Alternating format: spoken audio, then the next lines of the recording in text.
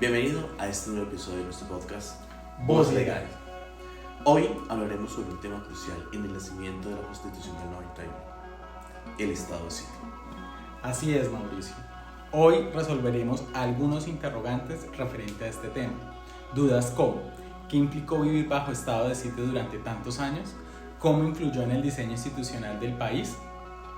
Y para esto, hoy tenemos tres invitados muy especiales, y ellos son expertos en Derecho Constitucional. Son Yoshira, Jessica y John. Gracias por estar acá. Empecemos, Alejandro. Gracias, Mauricio. Vamos a iniciar con nuestra primera invitada, Yoshira, y vamos a iniciar por lo básico. ¿Qué era el estado de sitio y cómo funcionaba en Colombia antes de 1991? Muchas gracias por la invitación, gracias por darnos este espacio y poder compartir con ustedes un poquito más sobre este conocimiento y sobre este tema que digamos que cambió totalmente un antes y un después, digamos que en nuestro país, ¿no? ¿Y qué te puedo decir? Pues el estado de sitio era como un botón de emergencia que estaba ahí en la Constitución de 1886 y pues esto le otorgaba al presidente un poder enorme y este poder pues que simplemente tomaba decisiones que normalmente el Congreso era el facultado para hacerlo. Entonces, para actuar de manera, digamos, extraordinaria cuando se salía de control el orden público.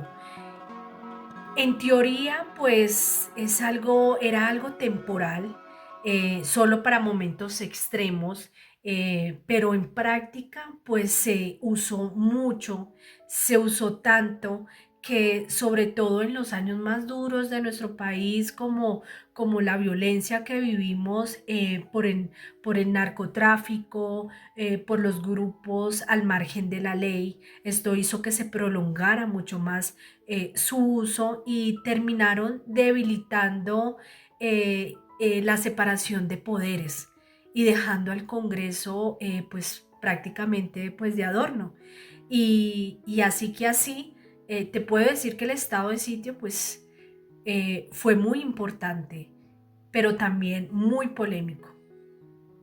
Gracias, Yoshira, por ese excelente aporte. Y continuemos contigo, Jessica. Teniendo en cuenta el concepto de estado de sitio, ¿cómo se justificaba ese uso tan prolongado? Un placer acompañarlos. Pues básicamente el gobierno insistía en que Colombia estaba en una constante situación de violencia. Para el momento, como ya sabemos, narcotráfico, guerrillas, conflictos políticos, una época que fue bastante oscura para nuestro país. Esto lo que hacía era que todo el tiempo generaba una excusa para decretar que el orden público estaba en peligro. Y eso, pues consecuentemente lo que hacía era darle todo el poder al presidente. Ellos gobernaban por decreto, limitaba el poder, hacía a un lado al Congreso. Era como tener un botón de emergencia que se utilizaba todo el tiempo. Y la justificación era: lo hacemos por el bienestar de todos. Pero era la forma de mantener el poder limitado solamente al presidente y pues esto generaba también muchos abusos. Lo que hizo la Constitución del 91 fue cambiar eso y solamente decretar el estado de excepción, que era una forma más fácil de controlar lo que estaba sucediendo, más clara, con tiempos definidos y sobre todo con control de la Corte Constitucional. Así se buscó un equilibrio entre la seguridad y el respeto por los derechos. Gracias, Jessica. Ahora vamos contigo, John. ¿Cómo llegó este tema a la Asamblea Constituyente? Mauricio, encantado de estar aquí en el podcast. Resulta que el país vivía una crisis institucional. El uso excesivo del estado de sitio había erosionado la confianza en el poder ejecutivo. Por eso, uno de los ejes de la Asamblea fue la democratización del poder y el fortalecimiento de los derechos. Entonces se eliminó el estado de sitio y se crearon nuevos estados de excepción, ¿sí? Estos mucho más limitados y con mayor control judicial y legislativo. Qué buen aporte, John. Bueno, Mauricio, y ahora vamos con Jessica. ¿Qué controles nuevos se incluyeron? Bueno, lo primero es que ya no hay un estado de sitio como tal. Ahora tenemos 3 tipos de estado de excepción: la guerra exterior, conmoción interior, emergencia económica o social.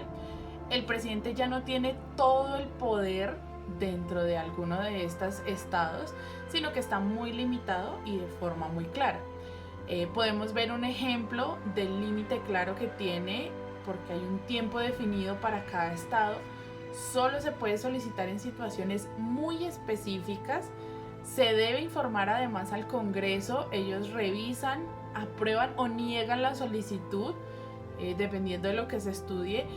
Y una de las más importantes es que la Corte Constitucional debe velar porque se respete tanto la Constitución como los derechos humanos. Realmente este es un avance muy importante, sobre todo pues cuando se debe presentar alguno de estos estados, que es respetar los derechos humanos. Además que durante la emergencia no se puede en ningún momento suspender ninguno de los derechos fundamentales.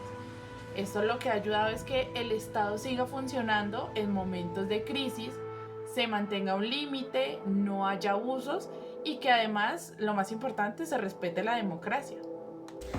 Muchas gracias, Jessica. Ahora vamos con Yoshira. Hola, Yoshira. Con la Constitución del 91 se logró el equilibrio entre el orden público y la protección de los derechos. Qué buena pregunta. Y la verdad es que la Constitución del 91, pues Colombia dio un avance supremamente importante y muy grande, porque dejamos atrás esa visión bastante autoritaria del poder, esa donde el Estado imponía más que garantizaba, y apostamos por una Constitución que centraba los derechos de las personas. Y pasamos de un Estado que mandaba a un Estado que protege, a un Estado que escucha y que busca ese equilibrio en el orden público con los derechos fundamentales. Obviamente no todo es perfecto, hay desafíos grandes todavía. Por ejemplo, uno de ellos es la figura del estado de conmoción del interior, y sigue siendo un tema bastante delicado. Son herramientas que se deben usar con mucha cautela, porque aunque están pensadas para momentos críticos, si se abusa de ellos, pues se puede retroceder en un avance hacia la democracia más garantista. Entonces, en ese orden de ideas, pues mejoramos muchísimo, pero todavía sigue habiendo desafíos y vamos hacia adelante recorriendo ese camino cada día más para mejorar, ¿no? Mil gracias por tu intervención, Yoshira. Ahora, John, cuéntame, ¿qué lecciones nos deja este proceso hoy?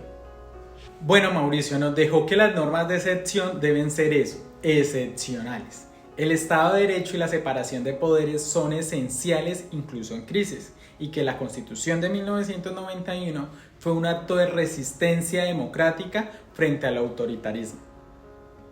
Bueno, Alejandro, y hemos llegado al final de este episodio. Gracias a los expertos por acompañarnos en este recorrido por la historia constitucional de Colombia.